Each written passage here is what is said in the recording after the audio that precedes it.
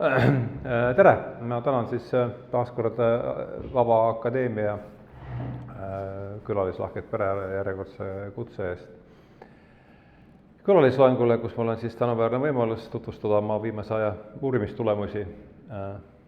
Ma ei ole seda kunagi varem niimoodi sõnastanud, et mida ma siin midagi nii ülemäära uuriks, aga ega see väga suur liialdus ei olegi, sest ta on ikkagi tehtud mitu aastat ikkagi mingil määral sihipärast tööd ja need uurimistulemused ei avaldu siis, ja selles, et need uurimistulemused tingimata ei avalda teadusajakirjades, me ei näe mina sugugi mingit probleemi, et nii palju, kui meil see on, nii palju, kui see meie tegevust on, siis üheks selleks väljundiks on seesama Postimehe siis kuulisa, mida me oleme Kaiega siin välja andnud 2000 Metslaga siis 2020. aasta septembrist ja jõudsime nüüd siis sel kuul just nädal aega tagasi laupäeval 61. numbrini ja kes seda siis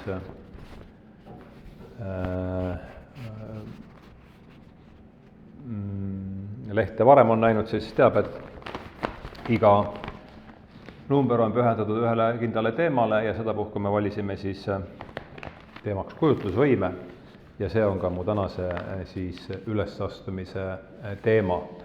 Struktureerisin selle asja siis niimoodi, et veel kord eesmärk on siis tähelepanu juhtida, tähenduse juhtida 61. numbrile, mille teema on kujutlusvõime ja struktureerisin selle asja siis niimoodi, et ma võtsin lihtsalt 5 väljanopet varasematest lehtedest kronoloogilises järjekorras, mis on selle teemaga seotud. Kui te slaide vaatate, siis nad on siis just väljanopped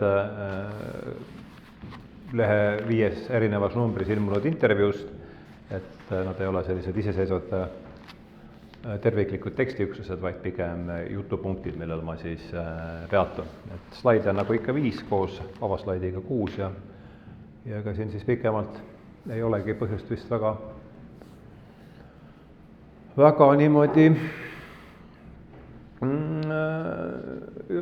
peatuda, kui läheme asja juurde. Olen siis pannud oma slaidi kimbu pealkirjaks kujutlusvõime on tajulõiked ära. See oli minu jaoks väga oluline lause, kui pärineb ta siis tähenduse teejuhtide 16. numbris ilmunud intervjuust USA nimeka filosoofi, ökoloogi ja nature writer, ma ei tea, kirjaniku, looduskirjanik kõlab eesti keelest natukene võib-olla võõralt, aga looduse teemade kirjutava kirjanikuga ja kuivõrd temast on nüüd järgmine slaid, siis ma sellel pikemalt ei peata, aga see jah, et see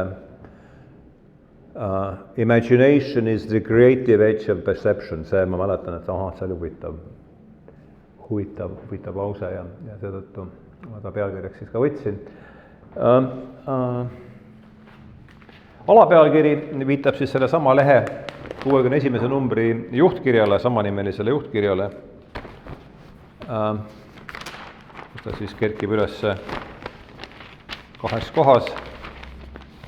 William Blake'il on kuulus luulerida The mind forged manacles I hear, meid kammitsevad mõttetaotud rauad, ütles siis Vikerkaare peatoimetaja 57. numbril antud intervjuus Kuningriigi saladus. Ja Märt Väljataga me intervjueerisime oktoobri numbri tarvis ja selle aasta alguses, veebruaris tegime siis Märt Väljataga ja vana Alsaluga paljuski tõukuvalt Märdi intervjuust ka kujutlusvõime teemalise vestlusringi, pigem küll William Blake'i teemalise vestlusringi, aga seal oli kujutlusvõime Blake'il on väga kõrgel kohal, nii et ka selles vestlusringis oli siis kujutlusvõime kõrgel kohal ja see üks koht, mis ma siit tahaks ette lugeda, või see, mida ütles Märt, mis on minu meelest väga jäi kõrva, et Väljataga võrdles mainitud vestlusringis, see oli siis, tähenduse teejuhi 262 võib-olla veebruaris, see on viimasel sel aastal kindlasti.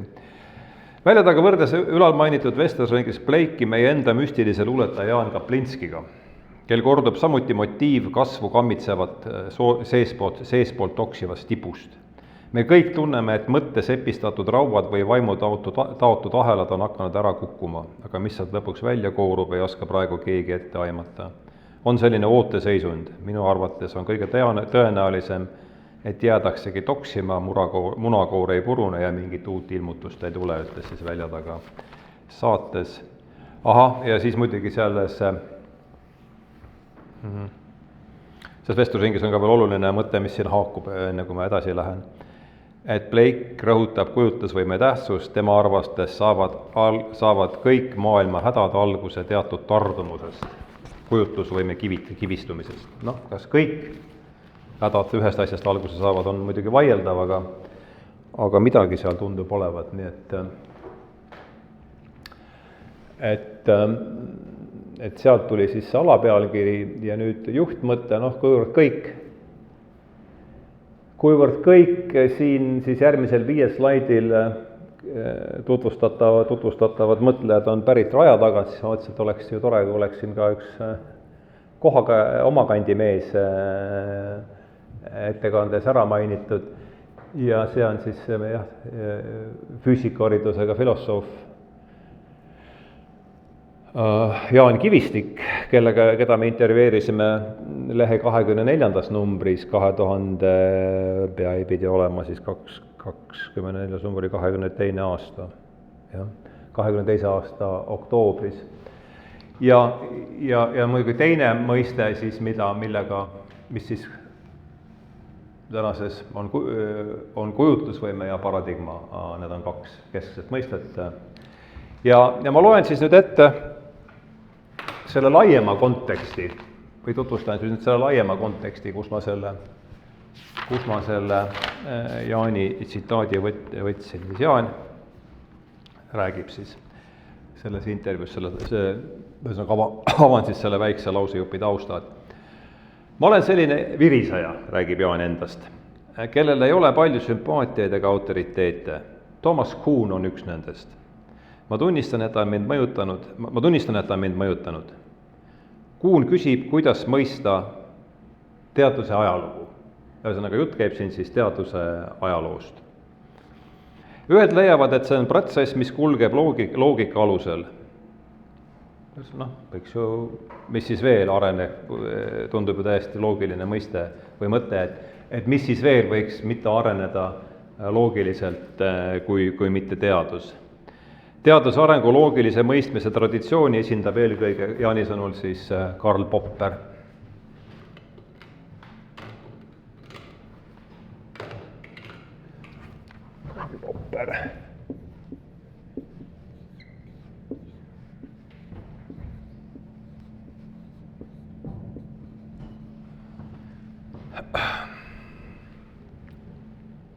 Kuhn on tema vastand. No see on nüüd siin tahvlil, asi läheb edasi. Tema sõnul allub loogikale vaid paradigma-sisene teadustegevus. Ja nüüd on paradigma see, et nende võõrsõnadega on, et kui need korduma hakkavad, siis nad võivad kaotada oma sisu ja kõla, et ma tulen selle juurde tagasi, mis ma selle all.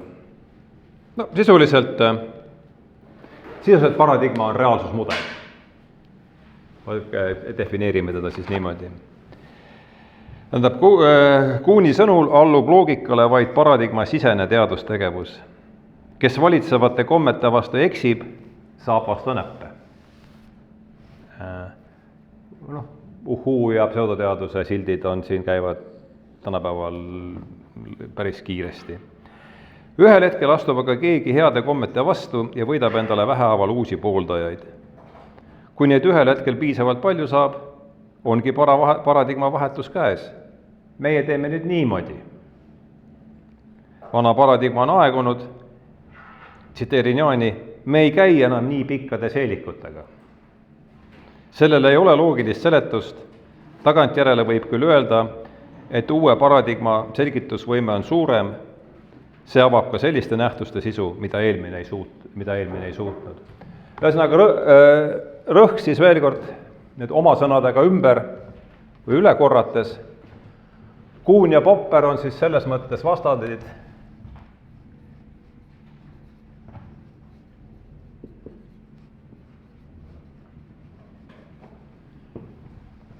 et paperi järgi areneb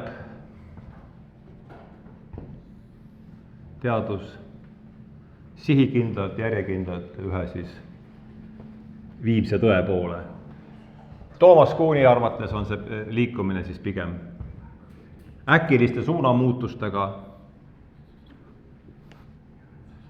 On teadusareng siis iseloomustada äkiliste suunamuutustega protsess, kus, mis kõige olulisem, erinevad paradigmad ei kasva eelmisest välja, vaid on nendega ühismõõdutud, jah. Et selle kogumiku tähenduse teejuhtide kahe esimese hooaja intervjuusid koondava kogumiku kõik hingab koos. Eessõnas ma kirjutasin, et uus ja vana paradigma suhtuvad teineteisega nagu, ja ma kirjutasingi niimoodi, et nagu Dante jumalik komöödia ja Lev Tolstoi Sõda ja rahu. Et selles mõttes see ei ole isegi hea, ma ütleks, et parem oleks nagu Dante jumalik ja komöödia ja võib-olla nagu Beatles. Ja selles mõttes, et nad on hoopis täiesti erinevad, nad on erinevad asjad, aga jällegi see, ja mis on teine oluline, et see, mida ma konkreetsel juhul nimetasin Beatlesiks, mitte et Beatles hõlmaks Dantet, aga näitan, et see uus paradigma, mis kasvab välja täiesti teisest kohast, on eelmisega ühismõõdutu, ometi hõlmab ka siis seda, mis nii et, ja jällegi, et ma ei hakkaks seda paradigma, ma ütlen, et siis kasutan selle ülesastumise raames võib-olla pigem sõna reaalsusmudel.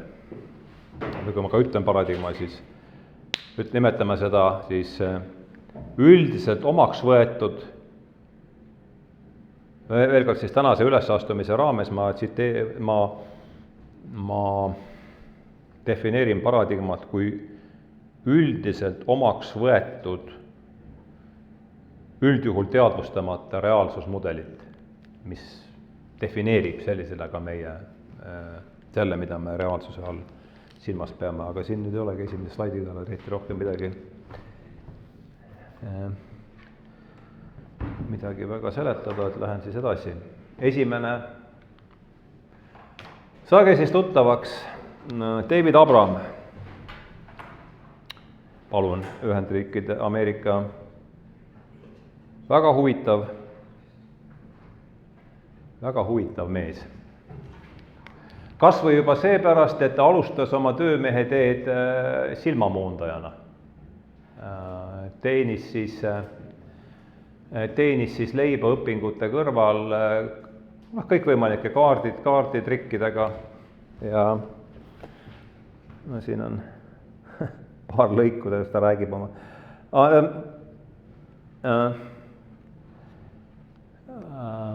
Ühesõnaga, mina kuulsin tast esimest korda Merlin Sheldrake'i käest, kes rääkis, kuidas ta tegi miski münditrikke kusagil ja nagu ikka münditrikkidega raha kaob ja kõige ja siis olevat kunded tulnud tagasi, et mis sa oled meiega teinud, et pärast seda, kui nad sealt ära paistis maailm teistmoodi, rohe oli rohelisem ja asfalt krobelisem, ühesõnaga väide on siis see, et me ei näe mitte niivõrd seda, mis meie ümber on, vaid me näeme pigem oma mälu või seda, mida me ootame ennast nägevat ja kõiksugused sellised, seal on mitmeid meetodeid, kuidas neid tajuahelaid läbi lõigata, aga ootamatud trikid lõikavad seda samuti läbi, me hakkame nägema maailma teisel viisil. Niisiis, ja siin on siis üks paar lihtsalt, mis ma siin välja kirjutasin.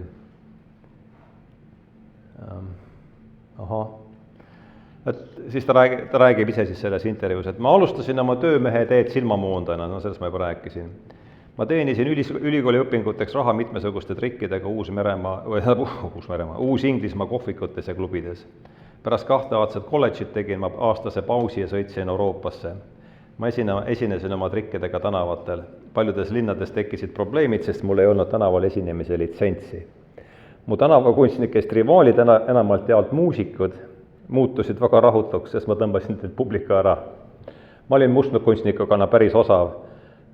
Nad kaebasid mu peale politseisse, ma pidin tihti öö vanglas veetma. Nii et selline. Ja siis ta sai aru, et Euroopas ei lähe see mustkunst nii lobedalt, kui läks tal seal Ameerikas, seal teda pokri ei pandud.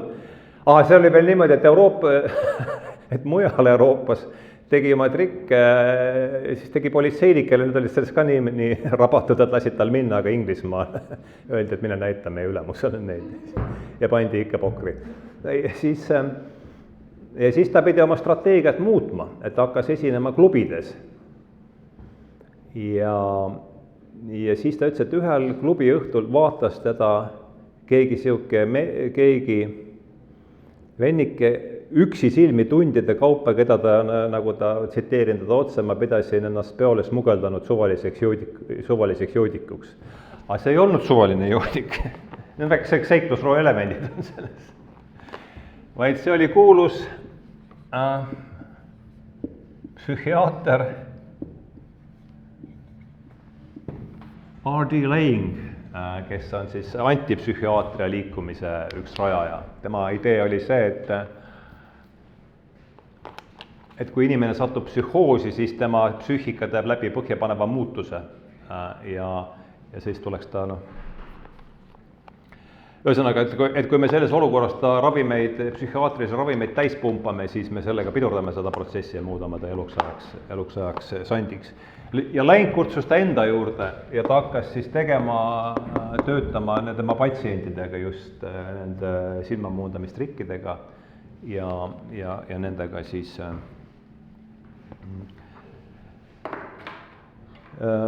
ütles, et kus see lause siin täpselt oli, aga ühesõnaga need avaldasid seal patsientidele head mõju ja avasid talle tee kohtadesse, kuhu ta muidu poleks sattunud. Pärast ülikooli lõpetamist, siis ta läheb Euroopas tagasi, lõpetab ära USA-s oma siis baka ja sõidab pärast seda siis rändmaagina Aasiasse, kus ta elab pooleteise vältel siis Indoneesias, Nepaalis ja Sri Lankal ja kohtub siis sealsete šamaanide, tervendajate ja nõidadega. Elab siis. Ja mis tegi minu suhtluse nendega iseäraliks, on väga oluline, ütleb, et ma ei tulnud nende hulka mitte antropoloogina ploknoid käes, vaid omasugusena. Et nagu ta ütles, et siin on keegi, et nad vaatasid mind, et siin on keegi, kes suudab ka ilma meie abita nähtamatute jõududega ühendusse astuda. Ja siis ta ütleb, et kohtumine, see oli väga oluline, kohtumine nende äärmiselt kummaliste tegulastega ja ingliskeelne väljend mul on ka jääb igaveseks meelde, these exceedingly bizarre individuals, et kohtumine nende äärmiselt kummaliste inimestega muutis mu maailmataju radikaalselt. 1,5 aastat siis selles seltskonnas. Ja tuleb tagasi USA-sse pärast, mis ta siis 1,5 aastat oli või? Mis ma just ütlesin? Ja ütleb, et kultuurishokk oli meeletu. Et pärast seda omas kultuuris leida jalgealust, et see oli meeletult raske, või see oli väga raske ja ta siis keskendub sealt siis alates filosoofia ja ökoloogia piirialadele. Kõik need mõtlejad, kellest me siin keskenduvad piirialadele, sest uued asjad, kui me usume kuuni saavad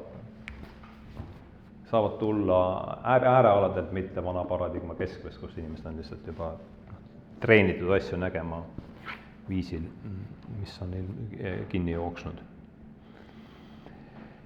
Ja satub siis kokku seal äärealadel Gaia hüpoteesi peamiste eeskõnelejate James Lovelocki ja Lynn Margulisega. Hiljem satub kokku inimesega, või mehega, psühholoogiga, kellest on siin varasemates loengutes ikka õige mitu korda juttu olnud, James Hillmaniga, ja paneb siis aluse sellisele distsipliinile nagu ökopsühholoogia. Ökopsühholoogia.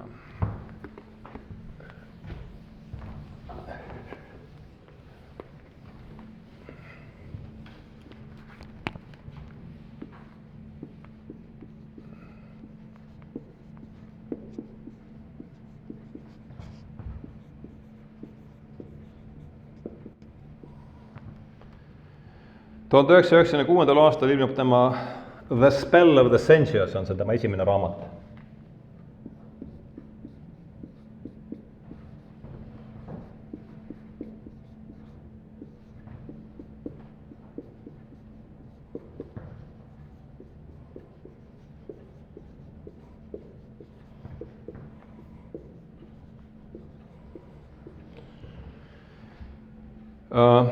Tähendus oluline, siin on ära märkida ka alapealkiri Perception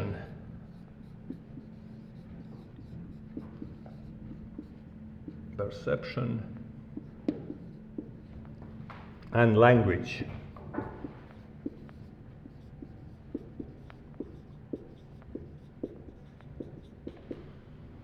In a more than human world.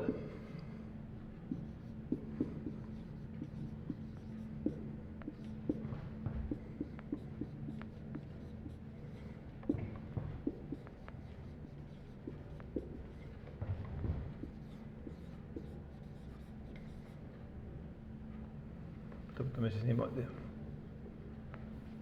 See on alapealkiri.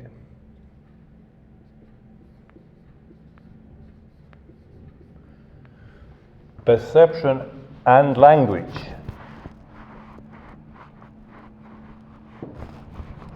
In a, ütleme siis siia kirjutada non-human world, võib selle võtta kokku. Keeles kasutab sõna, aga et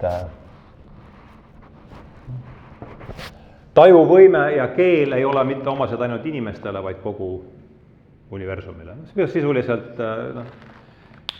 seisukoht, mida need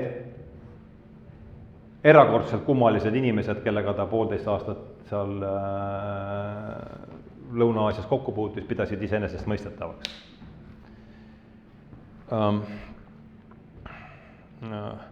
Ma püüan rääkida ja kirjutada nii, et me tunnetaksime oma ühtekuuluvust laiema biosfääriga. See on kogu selle asja mõte.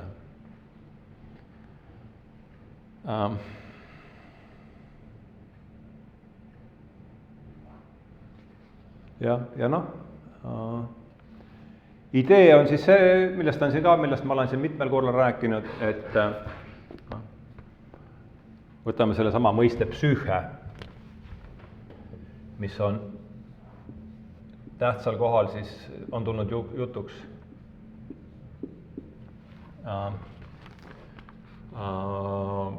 seoses James Hillmaniga, kreekakeelses psüühees siis, mis on hing, mis sellisel kujul ei kuulu üldse praegusesse teaduslikku diskursuses, kui me ta nimetame teaduseks, siis saab temast juba ka teaduslikult rääkida ja idee on siis see, et hing või psüühe, kasutame siin ikkagi psüüheks, on meie peakolus. See on selle siis praeguse reaalsusmudeli lähtekoht. Siin siis Abram ja teised pööravad selle asja ümber, et mitte psüühe ei ole meis, vaid meie oleme psüühes. Ehk siis see tuleb see vana keskaegne anima mundi idee tagasi. Ja siis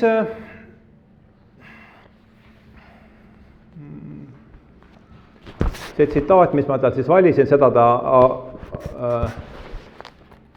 ta siis, see ongi see, kui ta sai kokku Hillmaniga, see tuleb sellest kohast, et Hillman pidas see tulebki just tema dialoogis Hillmaniga, et oli see lause või mõte, et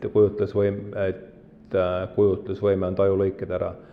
Hillman pidas kujutlusvõimet eriliseks andeks. Eriliseks andeks, võimeks välja mõelda romaane, teha uhkeid pilte, sellised kunstnikule omaseks või kunstnikele, poeetidele, heliloojatele omaseks vaimuandeks. Abram vaatab seda siis palju ökopsühholoogia võtmes ja selle oma Kagu-Aasia kogemuse raames vaatab seda palju laiemalt. tegi ta siis neid trikke, tegi ta siis, võlus ka Hillmanit oma silmamoondamistrikkidega. Et ma tahtsin oma trikkidega näidata ka seda, et maagi vaatenurgas kuulub kujutlusvõime kõigepealt ühte tajuorganitega. Selle asemel, et rääkida kujutlusvõimist kui omaette annist, võime seda pidada oma meeleorganite vaikesätteks. Kujutlusvõime määrab selle, mida me üldse näeme ja kuuleme. See on keskne koht. Ma väitsin oma tunniajases ettekandes, et silmamoondamistrikid kasutavad seda sama tajuorganite loomingulist nõtkust. Kujutlusvõime on tajulõiked ära. Ka kõige tavalisem tajumus ei saa toimuda ilma kujutlusvõime abita. See ei paikne meie sees, vaid on osa meid ümbritsevast maailmast. No see tuleb Blake'i puhul ka läbi, eriti Blake rõhutab seda, et inimese kujutlusvõime on osa jumalikust kujutlusvõimest. No, jällegi selle praeguses reaalsusmudelis tundub see jutt sonimisena ja eeldab teistsugust reaalsuspilti. Ma vaatan, enne kui ma lähen järgmise slaidi juurde, kas mul on siit võib-olla Abrami intervjuust veel midagi, mis ma tahaksin siin, mingid kohad ma märkisin ära, mida vaatame palju.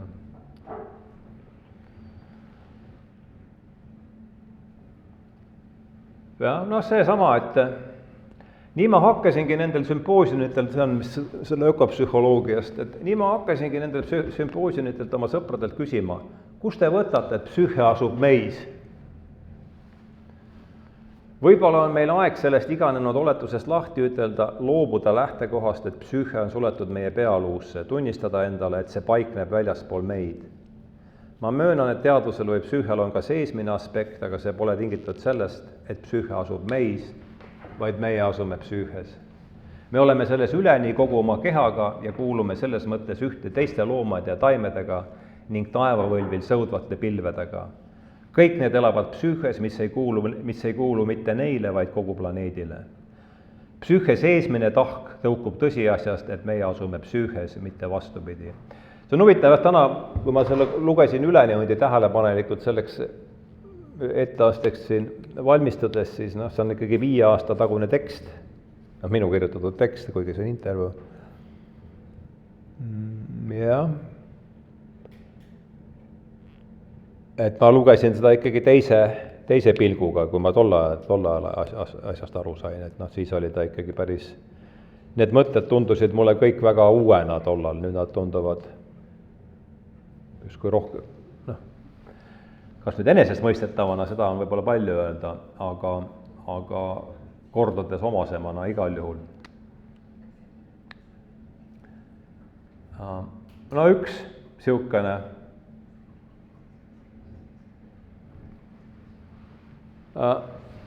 üks lause, tänu šamanistlikele, nüüd ta räägib oma kogemusest seal siis seal Kagu-Aasias, et tänu šamanistlikele praktikatele tundis hõimu iga liige ennast poorsena. Kui keegi haigeks jäi, ei keskendunud maa kui tervendaja kunagi ainult haigele endale. Haigus on kollektiivne kogemus, kui üks inimene saab terveks, jääb haigeks teine ja probleeme ei kao. Me võime üritada ühest või teisest haigusest päris lahti saada, aga varem või hiljem tuleb selle asemele mõni uus tõbi. Haiguse peapõhjusena nähakse hõimu ja inimvälise looduse sassi läinud suhteid, riidu oma ümbrusega. No mul tuleb meelde siin nüüd mõeldes sellele ja meie hiljutisele kogemusele üks sõnaühend, mis võib-olla 10 aastat tagasi oleks ka kandideerinud kõige ebatõenäolisema sõnaühendina eesti keeles, nimelt ehitusplatsi desinfitseerimine. Kujutage, mida see üldse võiks tähendada, aga sellega siis tegeldi väidetavasti 2020. aasta esimestel kuudel, sest et kui nüüd vaadata, et haigus on sümptom sellest, et meie suhted ümbritsevaga on sassi läinud, siis selle, või mis need teised pildid olid siin, tänavate üle piserdamine, nende, ma ei tea, mis kemikaalid need olid, millega parajasti, nii et need on täiesti, et ühest küljest on need täiesti, tundub see jutt teoreetiline justkui, aga sellel on võrdlemisi käega katsutavad tagajärjed. Ja palun. Tahtsin küsida, kas see perception and language in a more than human world, ma tahtsin küsida siit, mulle tundub nagu üks lause, nagu oleks siit puudu. No see on pealkiri ja seal ülejäänud laused on raamatus. Seda lauset sinu käest kuulda. Nagu on lugeda, et kuidas puud räägivad oma, kas see kuulub sellesse samasse riiki, sest kõik see, mis sa räägid, on ikkagi nagu inimkeskne. Ja, kuidas puud räägivad, mitte ainult puud räägivad omavahel, vaid kuidas ka puud räägivad meiega põhimõtteliselt. Seda ma just mõtlesin, kas see nagu, kas sa riigid sinna? Ja, sinna just, jah. No tema rihib sinna, jah. Ma lihtsalt jah, just see. Jah. No võib-olla see on ka minu meelest hea võib-olla, et me jääks nüüd tema juurde jälle pikalt. Et me jutustasime üksteisele lugusid ammu enne seda, kui me hakkasime kujutama maailma objektiivsete faktide kogumina, millest on võimalik lõpuni aru saada. No see, et maailm on matemaatikaseadustele alluv siis kellavärk. Maailmast ei ole aga võimalik lõpuni aru saada. Mitte sellepärast, et me ei ole piisavalt nutikad, vaid seepärast, et me ise kuulume sellesse samasse maailma, millest me üritame aru saada. Tundub täiesti elementaarne justkui. Minu arvates pole tähtis maailmas lõpuni aru saada, sest see ei kujuta endast hiiglaslikku masinat, mille on kokku pannud mingi universumi väline antropomorfne looja. Palju olulisem on endalt küsida, kuidas selles maailmas õigesti elada. Vastus sellele küsimusele on alati seotud konkreetse kohaga, selle maaga, kus me elame. Ka teadus ja teaduslik meetod ei peaks taga ajama suure algustähega tõde. Ma ei tea, ühesõnaga, siis võibki siit minna. Edasi muidu me ei jõua siit. Abramist võiks teha muidugi veel omaette loengu, aga no väärmiselt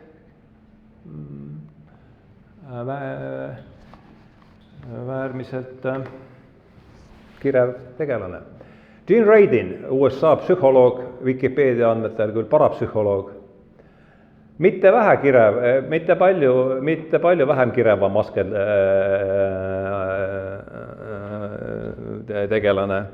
Selle väite kinnituseks loen lõigu intervjuust, siis üritan siis seda niimoodi.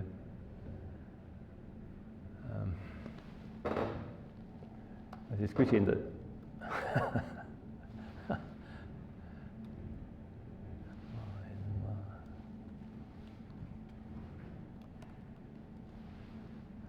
Nii, ma küsisin ta käest, et teie kodulehel on juttu ka sellest, et te oleksite ääre pealt valla paastanud 3. maailmasõja. Et kuidas see juhtus? Lugu on see, et ta töötas kusagil, ma ei tea, AT&T Bell laboris ja ta jäi selle aega üle ja sattus siis ajakirjale, teaduslikule satiiri ajakirjale.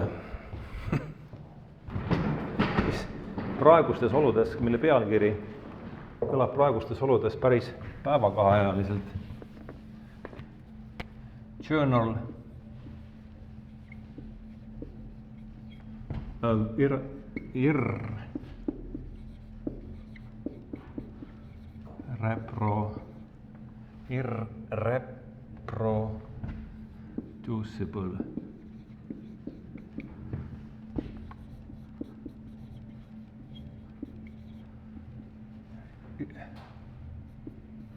Ja hakkas sellele siis tegema kaastööd. Tema oli rubriigis Weekend Scientist ja kirjutas seal siis, õpetas lugejad tegema igasuguseid huvitavaid asju. Üks neist oli see, kuidas valmistada oma köögis tuumapommi. Ta ütles, et kirjutas siis seal, et selleks on vaja plutoonium ja mõningaid teisi vidinaid. Nii siis läheb, et see artikkel otsustus üsna populaarseks, leidis tee internetti ja hakkas seal oma elu elama. Ja kui USA 2021. aastal Afganistani tungis, siis öeldi uudistes, et rünnakrühmlased leidsid mingi Talibani koopaseinad tuumapommi valmistamise retsepti. Ja Rumsfeld oli sellega nii ta rääkis, mina seda üle ei kontrollinud muidugi. ja et ma kuulasin seda ja taipasin järsku, et see oli ju minu kirjutatud artikkel. Ja Rumsfeld olevat siis tundnud muret, et Taliban töötab. See kõlab nii jaburana, et see võibki tõsi olla, nii et vähemalt seda välja mõtles. Et ma kratsisin kukalt, sest peale plutooniumi olid mu retseptis Blackporki paugutajad. Aga nüüd, kui tõsisemalt võtta, siis tema alustas oma töömehe teed viiuldajana ja professionaalse viiuldajana, siis kontsertviiuldajana, siis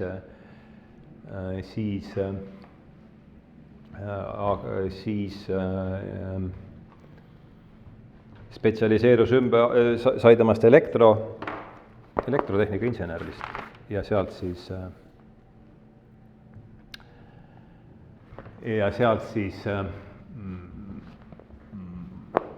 läks psühholoogiasse. Ja see laiem tsitaat või kontekst, kuhu siis see tsitaat asetub, on siis niimoodi, et räägib ta siis, ma mõtlen, mis see pealkiri oli või mida ma ta käest küsisin siin täpselt. Ma küsisin ta käest.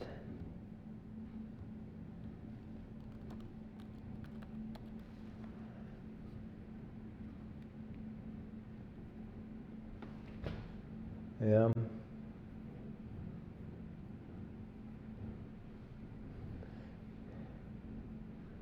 Nojah, see konkreetne küsimus ei olegi nii oluline siin, et põhimõtteliselt see, kuhu ta välja jõudis, et me oleme sagedasti tunnistajaks sellele, see on nüüd see kuhu siis see tsitaat, et kuidas üks või teine teaduse eeskõneleja annab meile otseselt või läbi lillede mõista, et me oleme kõige mõistmisele päris lähedal. Stringiteoorias on võib-olla veel paar lahtist otsa, aga üldiselt on meil universumi kellavärgis põhiline ettekujutus olemas.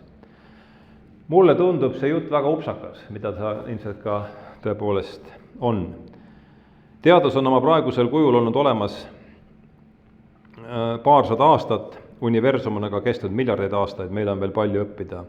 Samasse liiki kuulub ka sedastus, et inimaju on kõige keerulisem asi kogu kosmoses. Kas tõesti? Mida me üldse universumist teame? Iga kord, kui me endale võimsama teleskoobi ehitame, leiame sealt asju, millest meil varem aimuga ei olnud. Ja siin siis kujutlus, et minu arvates on meil siin tegemist kujutlusvõime kahetsusväärse puudujäägiga. Seetõttu on väga oluline, et lapsed loeksid koolis muinasjutte ja ulmeromaane. Seda peaksid tegema ka täiskasvanud. Sellisel juhul suudaksime ehk pika peale näha ka oma kingaotstest kaugemale. Piiratud kujutlusvõimel on käegakatsutavad praktilised ja rahalised tagajärjed. Me otsime näiteks maaväliseid arukaid raadiolainete abil. See on minu arvates täiesti jabur idee. Sama hästi võiksime nendega püüda ühendasse astuda suitsusignaalide abil. Ja siin mul tuli meelde,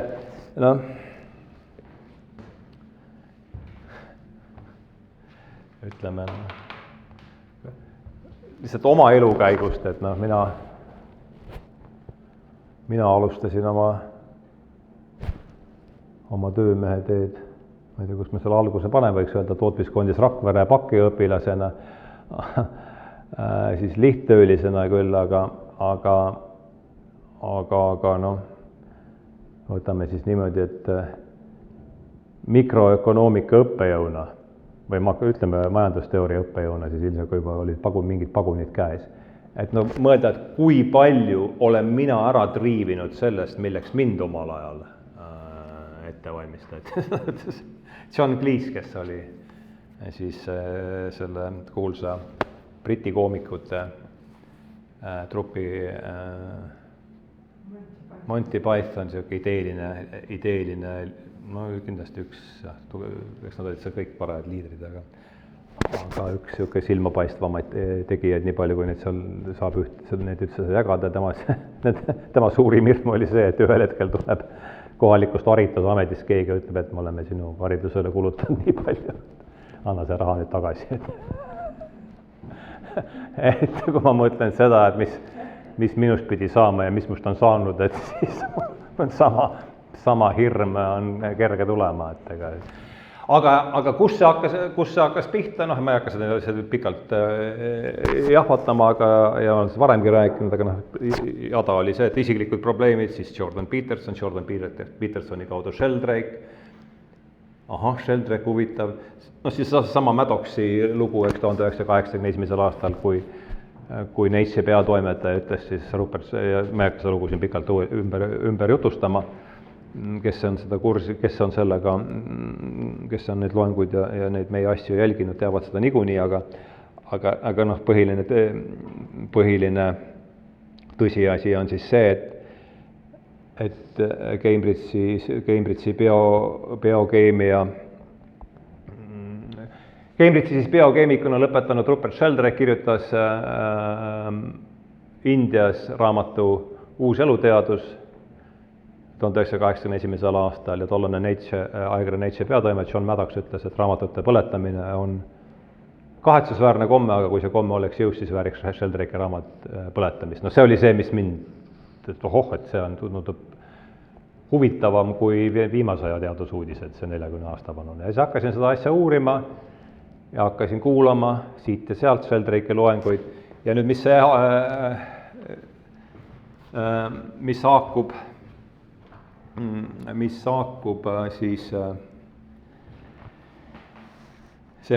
sellega oli, kuulasin 2018 kusagil suvel, ma mäletan, seda Sheldrake'i loengut, oligi Rediscovering God või Rupert Sheldrake. Ja sellega haakuv tsitaat siis sellest loengust. Nüüd kõneleb Sheldrake. Me saadame praegu maalt välja raadiosignaale, mille eesmärk on avastada maaväline intellekt.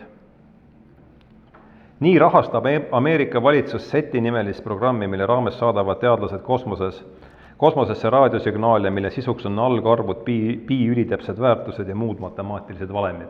Ei ole ka peenrahaga tehtav üritus tõenäoliselt. Nad loodavad, et teised tsivilisatsioonid saavad nendest sõnumitest aru ja saadavad neile sõnumeid vastu.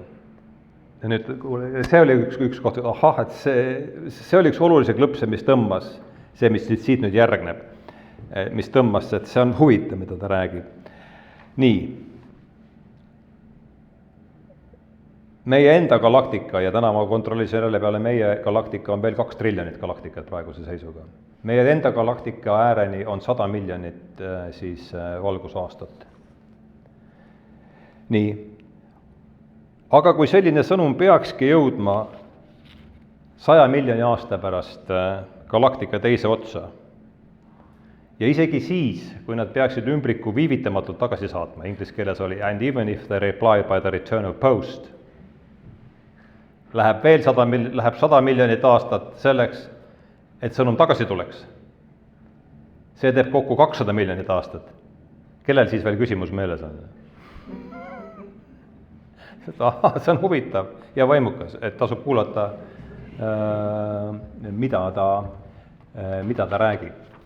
Ma vaatan, mis ma veel siit paar asja, et ma saan ju ainult, mis ma siin täna teha saan, on juhtida lihtsalt tähelepanu mingitele materjalidele ja mõtlejatele, et loen siin võib-olla või valin paar kohta veel, mis ma siit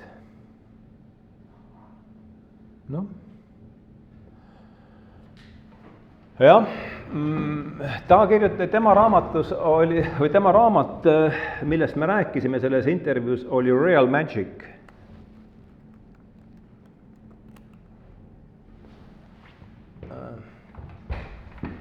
Panen sellega kirja siis.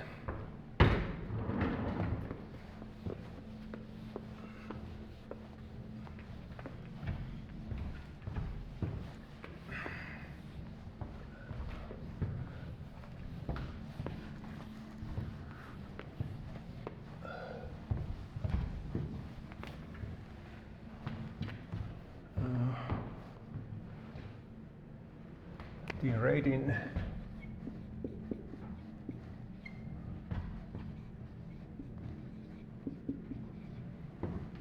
Real Magic.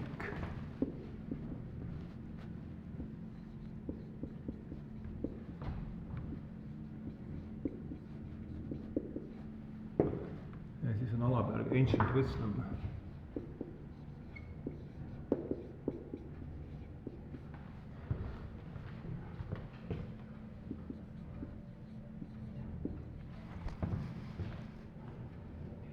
Modern science.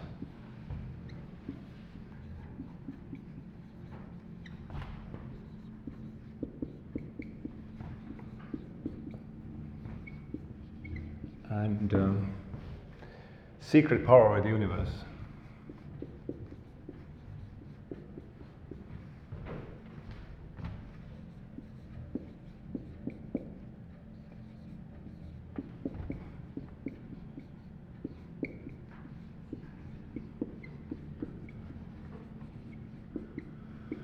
Dean Radin on siis Scientific and Medical Networki auliige.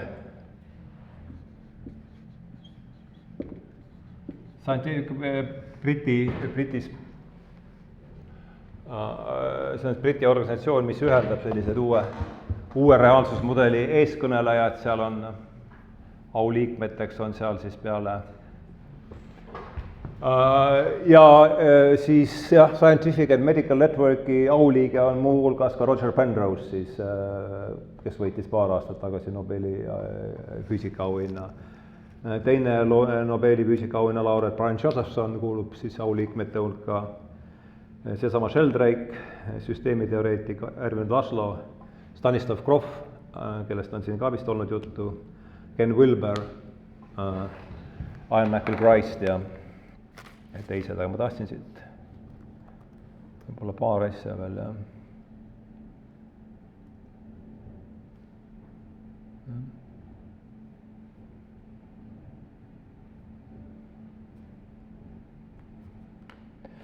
no jah,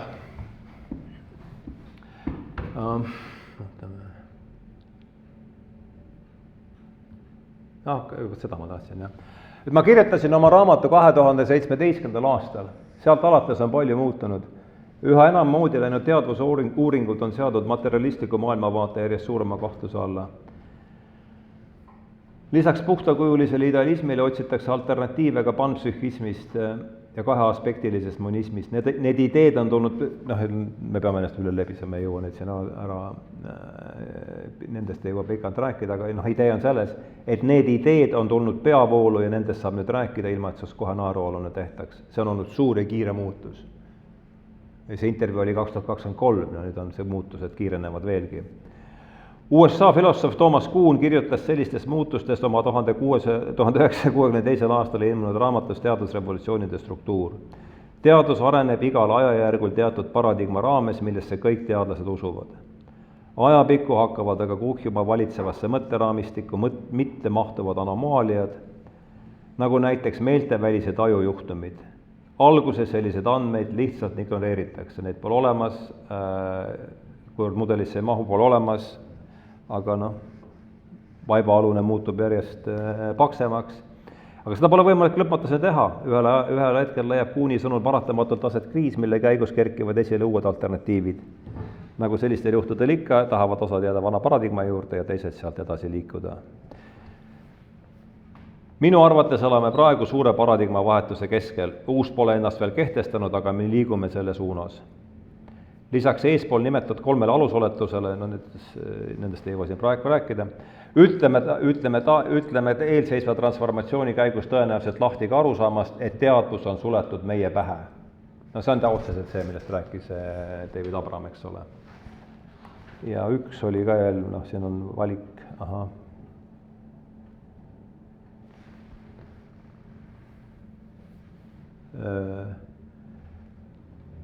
see on, võib-olla siin tasub rääkida, ei too seda teemat sisse. Teaduse mateeria, viimane tsitaat temalt, muidu me jääme hilja peale siin. Teaduse mateeria vastasmõju sõltub meie uskumustest, kavatsustest, tähelepanust ja paljudest teistest asjaoludest. Seetõttu on kõnealune mõju üsna nõrk, et see on ometi päriselt olemas. Seetõttu olengi ma viimastel aastatel liikunud idealismis kaheaspektilise monismi pool, seda peaksin defineerima, aga pole aega. See on peavoolu teadlastele vastuvõetam. Põhjus, miks ma sellele valisin, on nüüd 2-3 viimases lauses. ma ütlen neile kõigepealt, et materialism on tegelikult päris elujõuline filosoofia. See töötab, aga see ei ole veel kogu lugu. See on osa millestki palju suuremast. See tähendab jällegi, et see uus reaalsusmudel peaks hõlmama siis vana, kui ta on. Aga jah, veel kord tänase loengu vältel ei ole võimalik, neid saab ainult seha, mis on võimalik 1,5-tunnise etteastega. Tom Cheetham, temaga ilmus intervjuu siis 44. numbris 2024. aasta augustis. Eellugu on see, et sama aasta jaanuaris intervjueerisime, või seda vist tegin mina, selle intervjuu tegin mina üksi, Hollandi praegu idealistliku filosoofia võib-olla kõige sellist sõnaosavamat eeskõnelejat, Bernardo Kastrupi siis 2024. aasta jaanuari numbri jaoks ja seal meil läks ka, seal läks meil siis ka jutt kujutlusvõime peale ja Hillmani peale ja ta ütles seal ühe lause, mis siis andis sellele, tõukus sellele, andis või siis viis sellele intervjuule, et tema arvates on kõige kuritegelikumalt maha vaikitud mõttesuund sufide kujutlusvõime filosoofia ja et kui sa tahad sellest midagi lähemalt teada saada, siis loe Tom Cheethami raamatut. Kas ma pean selle vist järele vaatama siis, kui ma juba ta jutuks võtsin? 40.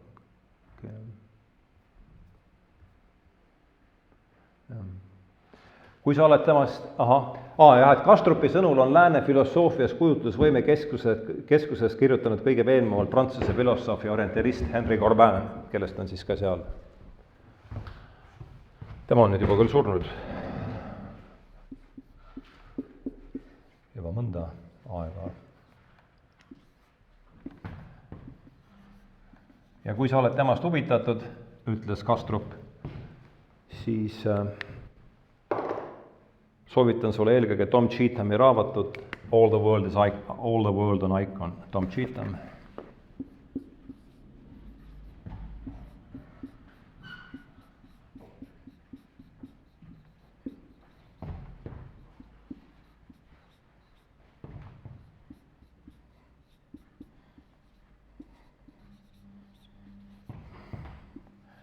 Mida ma ka tegin, sest toimub ju uurimistegevus, millele viitasin oma ülesastumise alguses. Ja muidugi suur eelis nende peavoolust väljapool tegutsevate mõtlejate juures on see, et nendel saab siiski suhteliselt mitte alati ja mitte kõigile, aga osadele saab ligi suhteliselt lihtsalt, et Cheethamile ma kirjutasin lihtsalt otse, et ilma kellegi kaudu minemata ja intervjuu me tegime siis,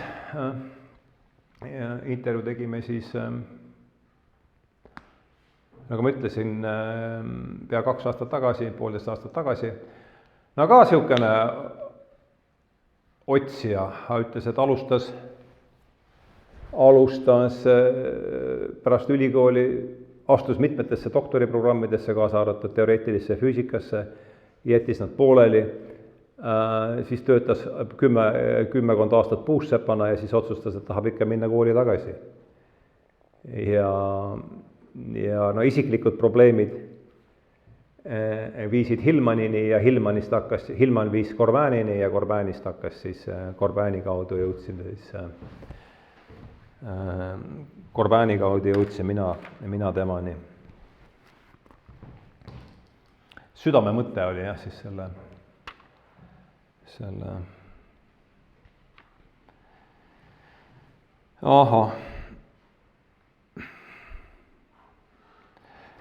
nüüd see tsitaat, siis ma olen siis selle, nagu ma ütlesin, need ei ole iseseisvad, nüüd panin siia teksti nii palju, kui selle slaidi peale mahtus. See laiem kontekst on siis see, et Kaie küsis ta käest, et mida arvas Corbin maalikunstist. Ja siis ta hakkas sealt hakkas sealt siis seda asja selgitama ühte teistpidi, aga jõudis siis sinna, et 1950. aastatel viskas Corbin nalja marksistide üle, kui ta ütles, et ta ei kutsu üle mitte permanentsele revolutsioonile, vaid permanentsele hermeneutikale. Ühesõnaga see, et põhilisi tekste tuleb kogu aeg ümber tõlgendada, et nad ei kivistuks ja ei tardu ja neist ei saaks, et ilma teksti pideva uuesti tõlgendamisteta tardub see oma aastatagusesse tähendusse ja muutub kõikvõimalike fundamentalistide käes ohtlikuks relvaks. Ja nüüd siis siia tuleb siis see tsitaat, et ma olen oma esialgsest küsimusest, see oli siis Kaie küsimus, et mis ta Corbin kujutavast kunstist arvas. Ma olen siin nüüd esialgsest küsimusest pisut kaugele triivinud, aga põhimõtteliselt ütleb Corbin meile, et see, mis hoiab elus religiooni, hoiab elus ka kunsti. Nii üks kui teine areneb loomingulise kujutlusvõime lõiketeral. Prantsuse impressionistid astusid 19. sajandi viimasel kolmandikul oma teostega akademistliku kunstikaanonite vastu. Samasugused muutused leiavad aset igas põlvkonnas. Corbini sõnul juhtuvad huvitavad asjad alati ortodoksi äärealadel. Seetõttu huvitasid teda kõik need veidrad müstikud alates Swedenborgist kuni Mulla Sadra, Suhravardi ja Ibn al-Arabini. Ehk jällegi see, et huvitavad uued asjad, kui me võtame Kuuni sõnast ja et uus paradigma või uus reaalsusmudel ei kasva mitte loogiliselt välja eelmisest, vaid on midagi täiesti uut, no siis see saab tulla ikkagi suure tõenäosusega mitte pealinnast, vaid kusagilt, mitte tingimata geograafilises mõttes pealinnast, aga jah, sellise reaalsusmudeli äärealadelt, et see on võib-olla see, mis ma, see on, intervjuus on palju olulisi, seal on palju asju, aga ma pidin jällegi tegema valiku, et igast ühest valida mingi sellised keskne mõte, siis sellega ma tahan rõhutada seda, et sama mõtet, mida ma siin korra juba mainisin, et uued asjad tulevad perifeeriast, mitte keskusest või seal, kus on asjad juba inimesed niivõrd treenitud nägema ja tegema asju ühel viisil. Ja siis ta jätkab, nüüd see läheb edasi, ma annan selle kuidas ta edasi ka läheb. Paavst väidaks siinkohal, et religiooni äärealadel lähevad asjad ka päris tihti viltu. See paavsti näide ei ole siin sugugi asjakohatusest, kui ma rääkisin sellest samast Sheldrake'i näitest, kelle raamatu siis Neitse maailma prestiižsema ajakirja, teadusajakirja peatoimetaja 1981. aastal tahtis ära põletada või päris nii küll ei öelnud, aga ütles, et või veel poolt tsiteerisin, et kui see raamatute põletamine oleks lubatud, siis oleks hea kandidaat.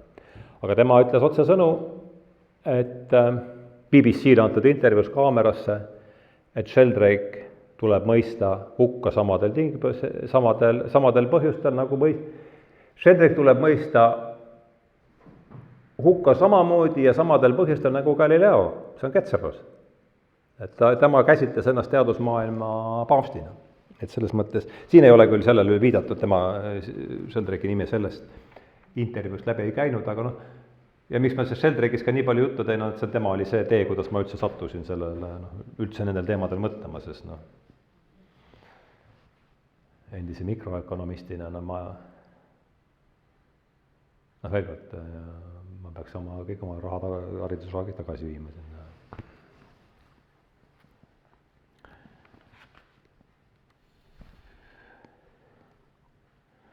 Paavst väidab siinkohal, et religiooni äärealadel lähevad asjad tihti ka päris viltu. Corbin ei vaidleks talle vastu, ei ole kahtluski, kui see juba potigaas pealt ära tulla, siis me ei tea, mis sealt välja võib kõik tulla. Selles suhtes on ta protestantlik mõtleja, ütleb siis Cheatham Corbini kohta. Katoliiklased ei eksinud, kui nad ütlesid, mis pärast Luterit juhtuma hakkab. Igaüks ajab oma joru ja uusi protestantlikke sekte tuleb nagu seeni pärast vihma. Corbin ei vaata sellest ohust mööda, aga ta peab jäika fundamentalismi veel suuremaks ohuks. Nii et aga siin jällegi ei ole kellegil, tegemist on ilmselt inimeseks olemisega kaasneva igavikulise probleemiga, see tardavuse ja tõsiseltvõetavuse ja hullumeelsuse, tardavuse ja uuenduslikkuse kõige selle vahel.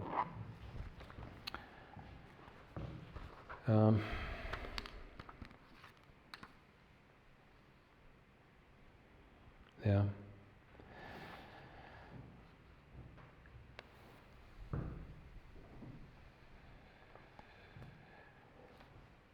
Ja Corbin rõhutab siis seda, et Corbin rõhutab seda, mida me oleme niikuinii teame või selles mõttes, mida, see oli kõlas upsakult, ei olnud üldse nii mõeldud, aga et ta rõhutab seda, et lääne peavoolufilosoofia on oma loomult kartesiaanlik.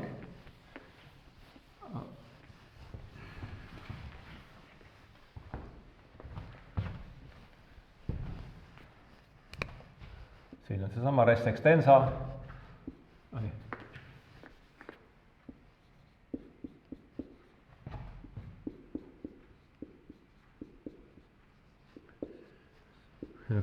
Kartesiaanlikud terminid siis res cogitans.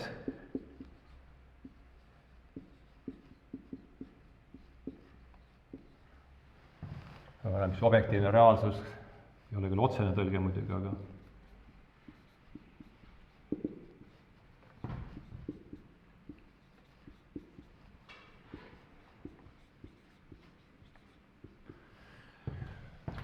ja siis subjektiivne taju,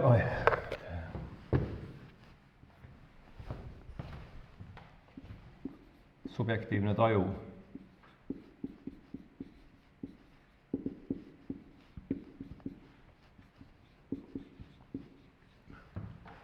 Ja.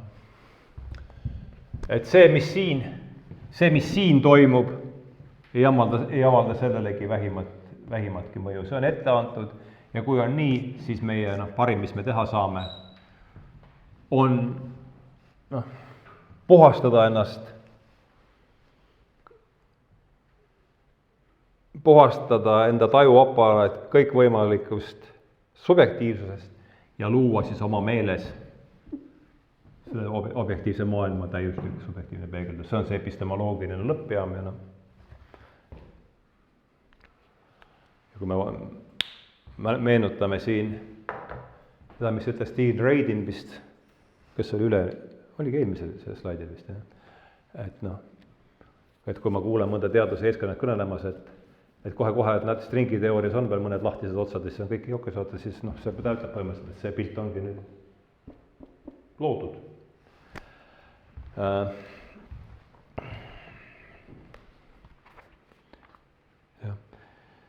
Et kui see on nii, siis on meie kõrgem tunnetuslik sihtmärk luua oma teadvuses ainelisest maailmast võimalikult selge ja adekvaatne pilt. Seda ma siis üritasin praegu selgitada. Kui meil õnnestub tunnetusprotsessis elimineerida kõik subjektiivne ja vaadelda maailma Jumala pilguga, jõuame epistemoloogilises lõppjaamas täieliku arusaamiseni endast ja maailma. See Jumala pilk on siis see, et kõik subjektiivsus välja vaadata ja vaadata seda hingetut, teadvusetut mehaanilist maailma ja siis taas esitada see. Ja kui see on nii, ütleb siis Cheetham, et seetõttu on siis lääne mõtteloos pikka aega puudunud metafüüsika, mis omistaks kujutlusvõimele keskselt. Siin ei ole midagi kujutada, siin on lihtsalt taas esitada oma peas see, mis siin toimub. Siin ei ole tõesti kujutlusvõime jaoks, ei jää suuremat ruumi. Ja nüüd siis eelviimane slaid.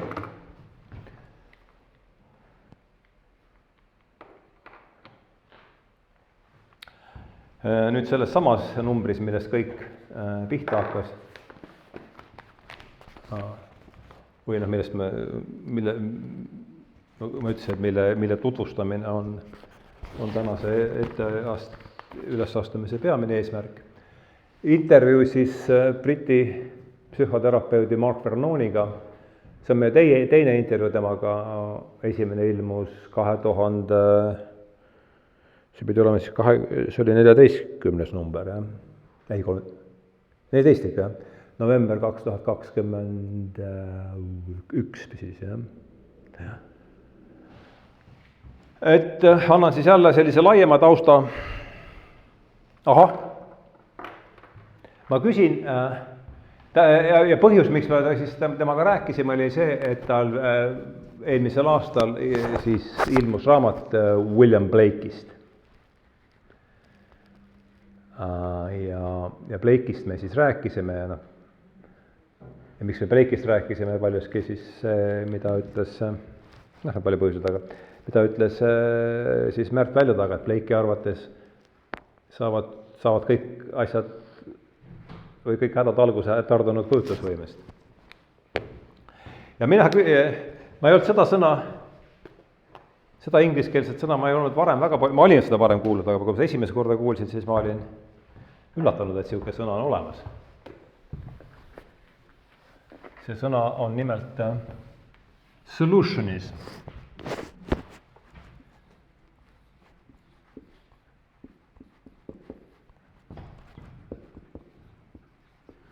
Kas sinul näiteks, Robin, on tulnud oma seniste õpingute vältel sellise sõnaga kokku puutuda? Solutionism, lahendususk võib-olla on see, et noh.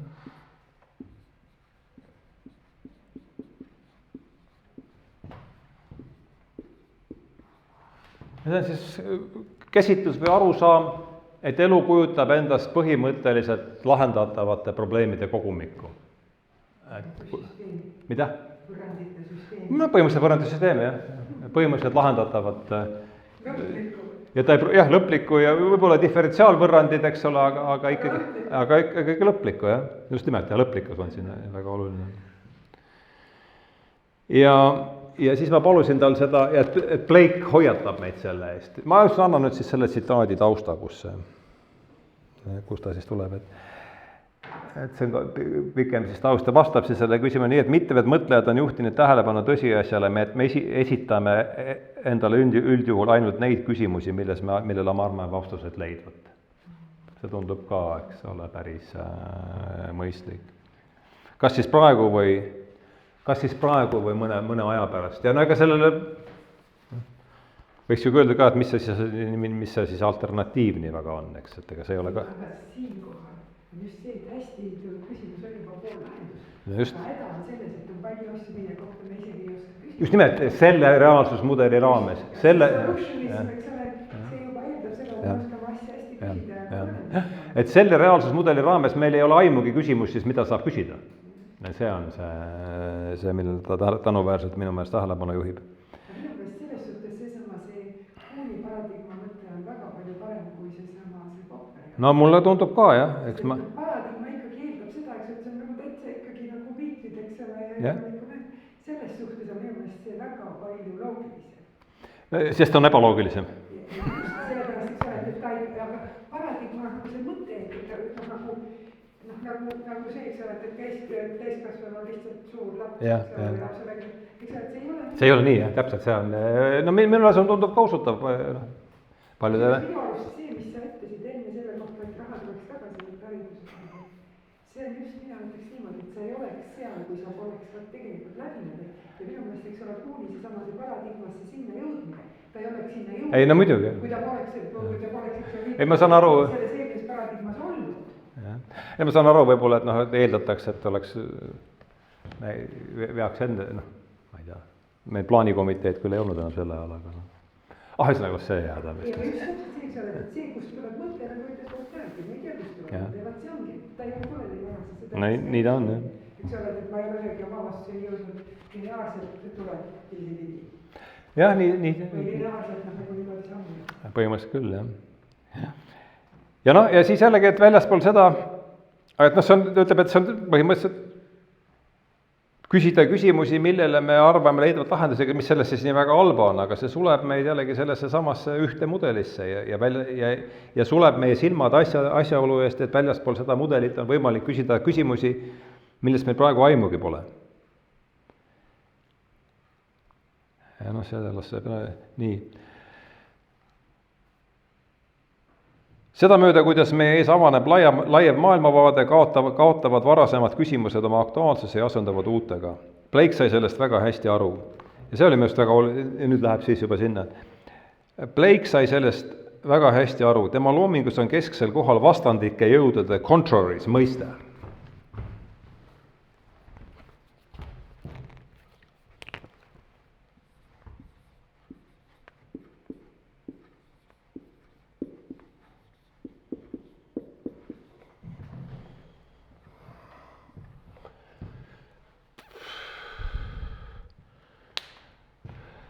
Need ei ole mustvalged hea versus halb moraalsed vastandused, vaid teineteise jaoks vältimatud ja vajalikud dünaamilised jõud. Ta kirjutab, et kui me suudame ennast nende vastandivaaride vahelises pingeväljas piisavalt kaua vastu pidada, võib sealt koorida midagi täiesti uut ja ootamatut. No see on see ilmselt, kus see paradigma siis, või see reaalsusmudel, uus reaalsusmudel. Ja seda ei pea mõtma tingimata sellisel suurel tsivilisatsioonilisel tasandil, millest mina olen võib-olla pannud praegu selle rõhu, aga see on ka iga inimese isiklik reaalsusmudel, jah, et pidada vastu selles olukorras, kus ei ole mitte üldse, kus ei ole mingit lahendust, ei paista olema, ei oska esida küsimust, olukord, et selles olukorras vastu pidada on kõige olulisem. No see on Jungile sama mõte, et hoida oma peas kahte mõtet, mis ei lähe kokku ja siis mitte hulluks minna ja siis võib-olla tuleb lahendus. Ja sealt ta läheb siis edasi, et palve suurendab meie vaimset vastupidamisvõivet määramatuse palge ees. Seda teevad ka luule, maalikunst ja muusika.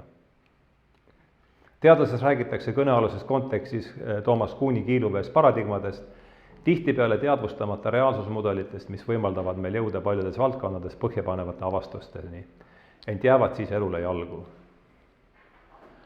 Ajapikku kuhjuvad valitseva paradigma raames selgitamatud anomaalsed nähtused. Kui neist pole enam võimalik mööda vaadata, asendub vana reaalsusmudel uuega. Ma olen kindel, et kui Blake praegu teadusrevolutsioonide struktuuri loeks, oleks ta sellega nõus. Ja ongi aeg siis võtta viimane slaid, siis jääb võib-olla mõned minutid veel siin küsimusteks, võtaks 3/4 ära lõpetada. 1,5 tunniga saavad hakkama. Charles Eisenstein, paljuski tänu Kaie tarmukusele, veel kord tänatud, sai nüüd siis salvestatud intervjuu temaga, teine intervjuu temaga ilmub, siis peaks ilmuma järgmises lehes. On olnud minu jaoks äärmiselt oluline mõtleja nende viimasel 5 aastal. Esmatutvus temaga viib tagasi 2020. aasta aprilli, kui see kõik see trall lahti läks ja me kõik üritasime mingit oma reaalsusmudelit siis kokku panna.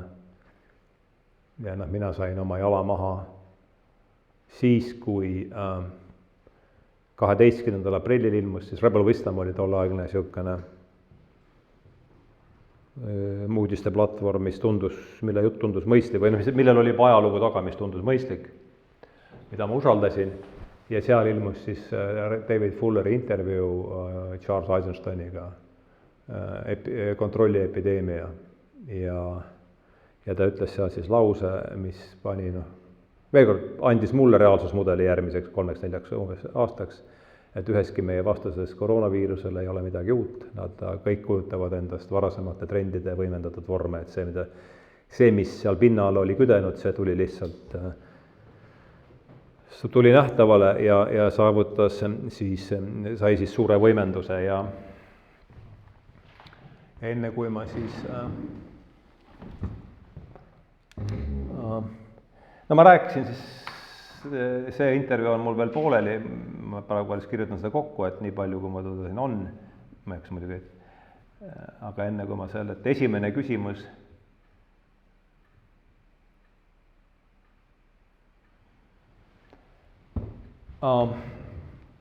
nüüd me räägime siis jah sellest,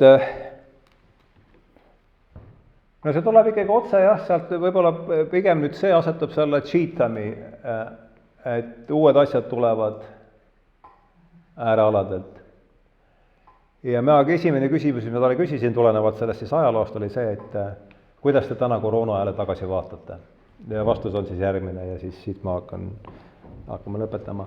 Covidi aastatel hakkas usaldus meie peamiste institutsioonide eliidi vastu lagunema kiirenevas tempos. Esialgu uskus suurem osa rahvast ametlikku propagandat või vähemalt teeskles selle uskumist. Ma kujutan ette, et paljudel olid siiski juba algusest peale suured kahtlused. Kui aga ametlikud kanalid korrutavad pidevalt ühte ja sama lugu ning kõik teised näevad seda uskuvat, on lihtne oma sisemine protesti ajal maha suruda ja enamik inimesi nii tegidki. Ajapikku muutusid aga varjatud kahtlused üha avalikumaks. Kui CDC, haiguste ja kontrollitõrje keskus, soovitas järjest uusti boostereid, võttis selle nõuandeid kuulda aina vähem inimesi. Ja Tulemus on see, et meie tähtsamate institutsioonide usaldusväärsus ja legitiimsus sai nende aastate jooksul väga tõsiselt kannatada. Trumpi 2024. aasta valimisvõit peegeldab muuhulgas poliitilise koorekihi ja rahva kasvavat võõrandumist teineteisest. Siin ei ole ka mitte midagi uut. Trump kujutab endast põhimõtteliselt tohutu suurt establishmentile näidatud keskmist sõrme.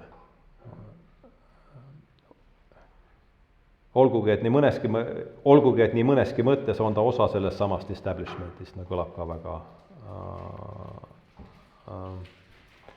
ka väga usutavalt. Tema puhul on olulisem see, mida ta esindab, kui see, mida ta tegelikult on.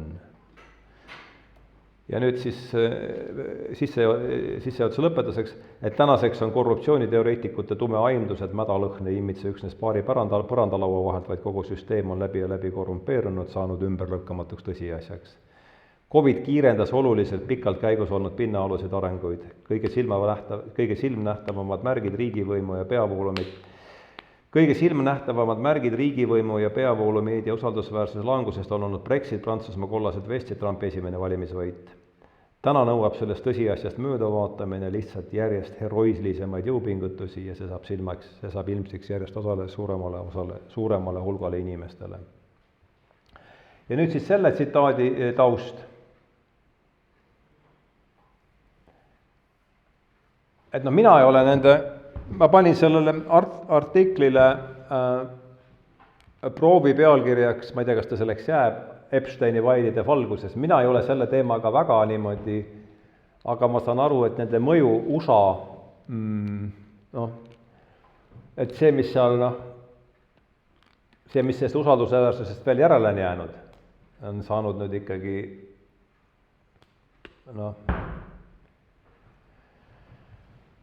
on saanud tugevama hoobi, kui ta enne oligi. See on see, mille peale ta argument on üles ehitatud ja mina esitan tema argumenti, mitte ei mõtle siin välja praegu enda oma välja, aga loomulikult on see minu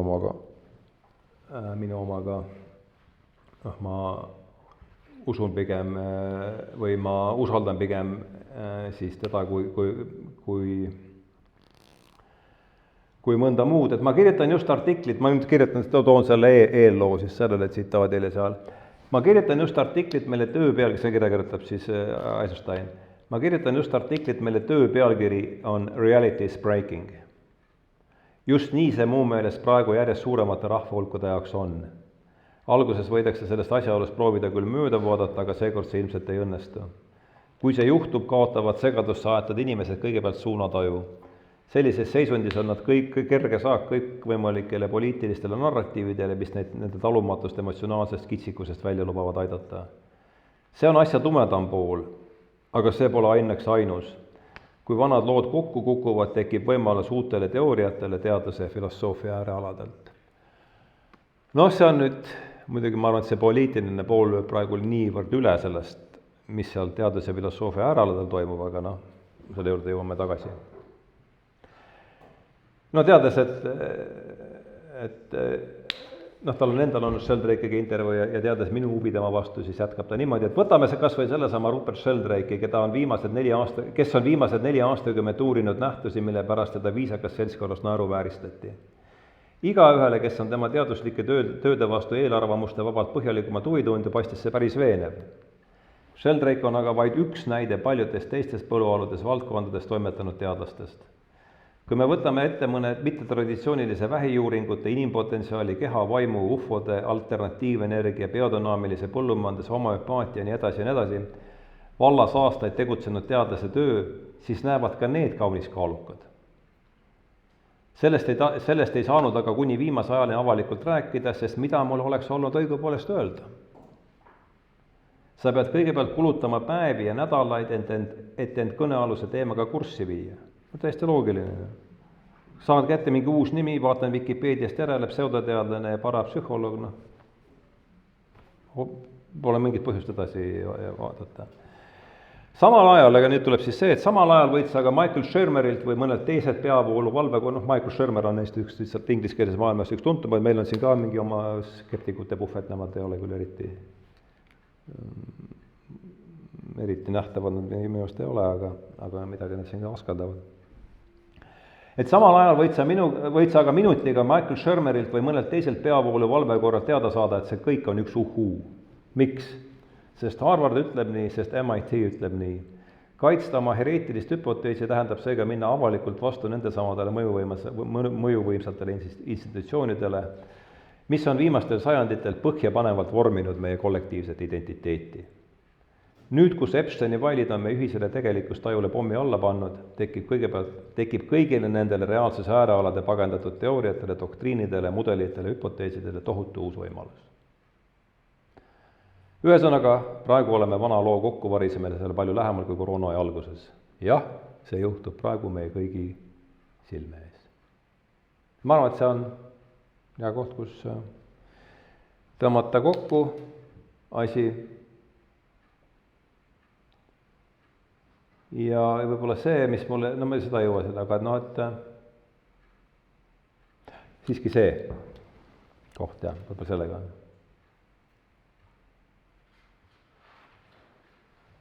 Ma lõpetaks siiski siit. See ongi järgmine küsimus. Kui me oleme ühise reaalsustaju kokkukukkumise keskel, siis mida terve mõistuslikkus üldse sellistes oludes tähendada võiks? See vahetu põhjus oli see, et alustas siis selle aasta alguses projektiga Sanity 2026. Sanity Project 2026.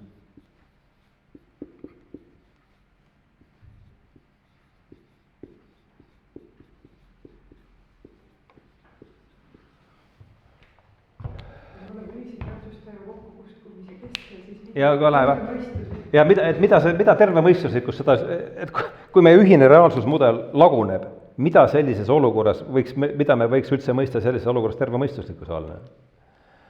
Ja vastus on selline, võtta või jätta, see on tema vastus ja kindlasti on teisi vastused, aga see on see, mis mul praegu siin ees on. Terve mõistuslikkus tähendab eelkõige reaalsuse tunnistamist. Hullumeelsus seisneb mu meelest eelkõige teadlikkus möödavaatamises tõsiasjades, mida ma tegelikult tean olevat tõesed. Selleks, et säilitada endine enesekuvand ja sotsiaalne kuuluvus, pean ma ka ühel hetkel eirama järjest suuremat osa tegelikkusest. Ja nüüd on huvitav, mis juhtub meiega, see on nüüd see, kui me võtame nüüd seal reaalsuse ärale pagandatud arusaamad, teooriad ja hüpoteesid laseme endale ligi ja seal on, mis tuli välja ka sellest samast, või millele juhtis tähelepanu Cheatham, et seal on igasugu kraami muidugi ja mitte kõik ei ole isegi mitte kassikuld, ma kujutaks ette. Aga mis juhtub meiega siis, kui me nüüd äsja puudutatud teemad ja võimalused oma maailmavilti sisse laseme? Mis juhtub siis, kui me võtame korraks tõsiselt inimeste surmalähedasi kogemusi, kus nad kohtasid spirituaalselt, ta ütles küll valgusolenditega, parandage selle ära.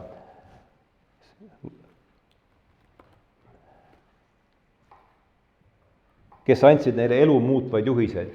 Mis juhtub, kui me võtame korraks tõsiselt raporteid ufodest? Kas meie individuaalne ja kollektiivne elu paistab siis endine? Me oleme oma valitsevas reaalsusmudelis kõik need võimalused kaugele eemale surunud ja mõistnud end elama väikeses lämmatavas getos. See on see, mida hullumeelsus minu arvates kujutab ja kui me oma getosse edasi jääme, põhjustame endale seega lõputuid kannatusi. Et ma arvan, et see on võib-olla hea koht, kus sellele asi tõmmata. Aitäh!